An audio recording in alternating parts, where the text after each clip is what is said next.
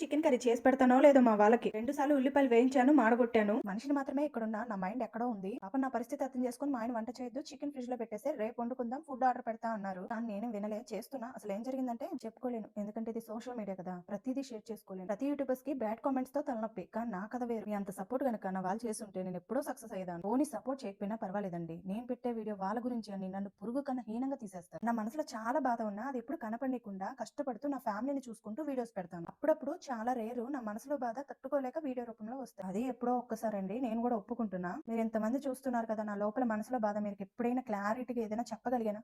ఒక్కలన్నా comment పెట్టండి, నువ్వు ఈ విషయంతో బాధపడుతున్నావు అని. నేను ఇలా మాట్లాడానని మీరు ఆలోచించకండి, దీని గురించి వదిలేసేయండి, కామెంట్స్ లో అడగద్దు. ఇంక అంతే నా లైఫ్. ఒక వీడియో తీయాలన్నా, వాయిస్ ఇవ్వాలన్నా ఎంత కష్టం ఉంటుందో ఆలోచించండి. అవన్నీ చూడకుండా నీ వల్ల మా పరువు పోతుందనే మాటను తీసుకురావద్దు. అయినా నా మీద నాకు నమ్మకం ఉందండి, నేను పెట్టే వీడియో వల్ల కొంచెమన్నా పనికొచ్చిద్ది సబ్స్క్రైబర్స్ కి.